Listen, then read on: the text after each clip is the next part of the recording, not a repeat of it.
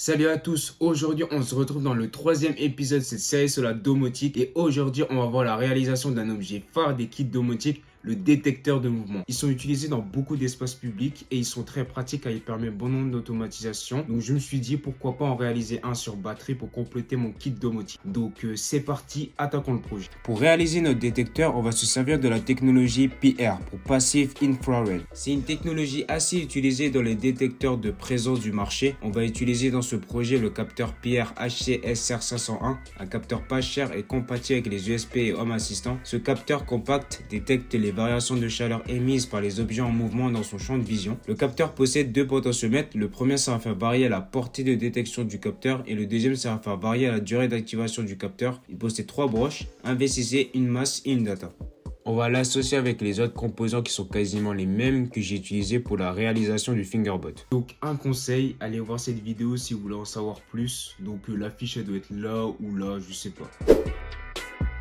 Je vais me rendre sur mon instance Home Assistant et aller sur l'onglet ESP-Home. J'ai ajouté un nouveau appareil qui représente notre détecteur. Notre capteur PR va fonctionner à l'aide d'un capteur binaire appelé communément un binary sensor, qui sera le cœur de notre projet. Dans le monde de ESP-Home, un binary sensor c'est comme un détecteur qui peut renvoyer des valeurs vraies ou faux selon la présence ou l'absence d'un élément spécifique. Il peut s'agir d'un mouvement, d'un contact, d'une certaine température ou de tout autre état qu'on souhaite surveiller. Dans notre exemple, le binary sensor va nous indiquer détecter si un mouvement est détecté ou non détecté si c'est pas le cas. Bah ouais, logique.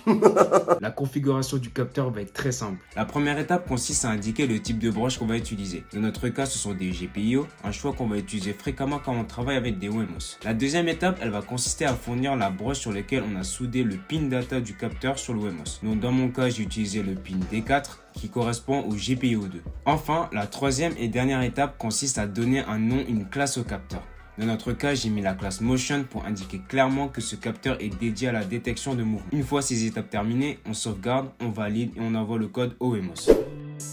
Voilà à quoi va ressembler notre détecteur de mouvement. Il est composé d'un couvercle lui-même composé de deux parties ayant des couleurs différentes pour le design et d'un boîtier qui va contenir tous nos composants. On envoie ça à l'impression et on passe à l'étape suivante. Allez, c'est parti, on va s'occuper de l'assemblage de ce détecteur. On commence par souder la batterie au module de charge ainsi que le bouton et les VCC et GND du Wemos et du capteur PR. Vous pouvez retrouver le schéma du câblage dans la description. Après ça, je viens chauffer les gaines thermo pour finir avec les soudures. La prochaine étape, on va placer tous les composants dans leur emplacement défini, mais avant ça, je vais fixer le capteur PR sur la plaquette à l'aide de colle chaude. Donc c'est parti, je viens commencer par placer la batterie, le module de charge, le bouton et le Wemos et un mini. Ensuite, je viens placer des inserts filetés pour y fixer cette plaque. Pause. Je me suis rendu compte lorsque j'ai voulu la fixer que je ne pouvais tout simplement pas le faire car j'avais collé le capteur PR à la plaquette. Donc j'ai dû décoller le capteur, fixer la plaque avec des vis M3 de 10 mm et ensuite j'ai recollé le capteur. Je colle le tout avec de la colle liquide et pour finir je viens chauffer le PLA pour introduire le connecteur USB-C que j'avais préalablement soudé au module de charge avant les précédentes étapes. Et voilà, on se retrouve avec un magnifique détecteur de mouvement sur batterie. Quelle grâce. Comme vous l'avez vu, ce capteur qui est super utile parce que voilà, c'est un objet phare des kits domotiques est très simple à concevoir et à programmer. Comme je l'ai dit dans ma précédente vidéo, on va pouvoir l'associer avec les Fingerbot pour pouvoir faire toutes sortes d'automatisation dont on verra des exemples de situations dans la vidéo finale de cette série sur la domotique. Alors cette vidéo est très courte, mais de base, je voulais coupler ce projet de détecteur de mouvement avec le prochain projet qui va arriver sur cette chaîne. Mais j'ai voulu les splitter en deux pour pouvoir avoir une plus grande marge de temps, pour pouvoir réviser tranquillement en vue de mes examens.